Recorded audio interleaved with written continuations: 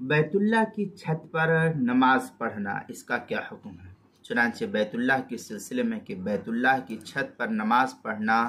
کہ کعبۃ اللہ کی چھت پر نماز پڑھنا، اگر کعبۃ اللہ کی چھت پر کھڑے ہو کر کے نماز پڑھی گئی تو کراہت کے ساتھ صحیح ہو جائے گی اس کی نماز، کیونکہ جس مقام پر کعبۃ اللہ ہے وہ زمین اور اس کے برابر اوپر آسمان تک قبلہ ہے،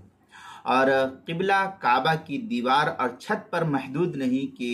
خانہ کعبہ کا جو کالا کلر کا جو غلاف کے ساتھ یا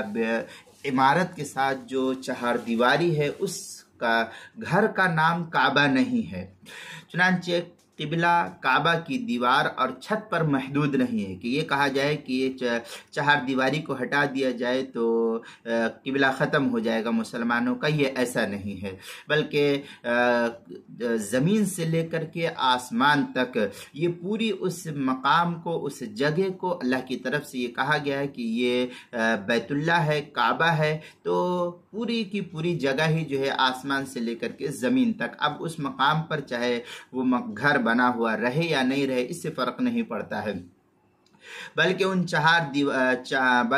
چار دیواروں کے برابر آسمان تک پورا کا پورا قبلہ ہے۔ جس مقام پر خانہ کعبہ بنا ہوا ہے اس کی پوری اوپری سطح تک، اس پورے کالم، اس پوری دیوار کے حساب میں لے کر کے پورا اوپر تک آسمان سے لے کر کے زمین تک پورے کے پورے حصے کو جو ہے کعبہ شمار کیا گیا ہے۔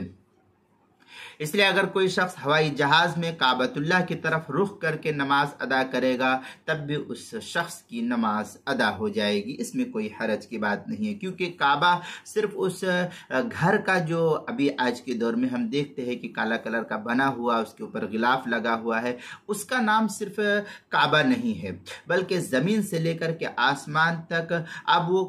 دیوار رہے نہ رہے اس سے فرق نہیں پڑتا ہے۔ مسلمانوں کا قبلہ پہلے بھی تھا، آج بھی ہے، اور قیامت تک وہ اللہ چاہے گا تو وہی رہے گا قبلہ، اگر اللہ کو منظور نہیں ہوگا تو پھر اس کی مرضی۔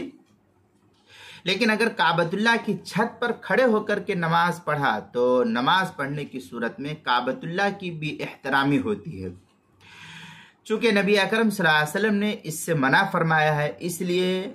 فقہاء نے اس طریقے سے کعبۃ اللہ کی چھت پر کھڑے ہو کر کے یا کعبۃ اللہ کے اوپر نماز پڑھنے کو مکروہ قرار دیا ہے علماء نے۔ چنانچہ اس سلسلے میں کافی تفصیلی بحث جو ہے علامہ شامی نے فتاوی شام کے اندر نقل کی، قولہ ہی العرس والہوا ای للبناء بدلیل انہ لو نقل الى عرصۃ اخرى وصلى علیہ لم یجز، ولانہ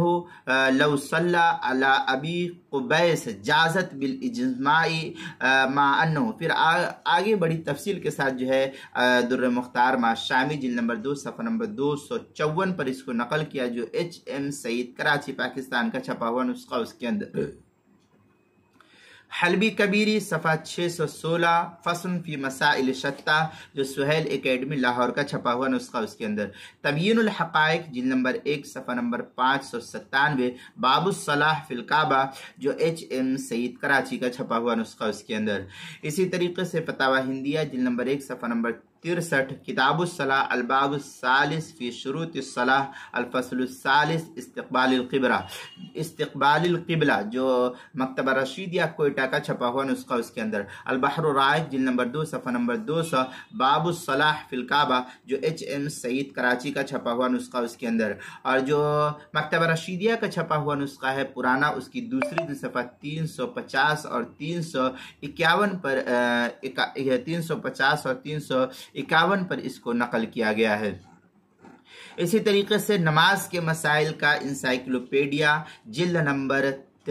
3 صفحہ نمبر 323 اور 324 پر اس کو نقل کیا، حروف تہجی کاف، عنوان ہے کعبۃ اللہ کی چھت پر نماز پڑھنا، اس کے تحت جو ہے اس مسئلے کی تفصیل نقل کی گئی ہے، وہاں اس مسئلے کو دیکھا جا سکتا ہے۔ اسی طریقے سے نماز کے مسائل کا انسائکلوپیڈیا جلد نمبر 1 صفحہ نمبر 238 حروف تہجی با، عنوان ہے بیت اللہ کی چھت پر نماز پڑھنا، اس عنوان کے تحت جو ہے کعبۃ اللہ کی چھت پر نماز پڑھنا کے عنوان کو دیکھے تو میں نے وہی مسئلہ آپ کے سامنے یہاں بتلایا ہے۔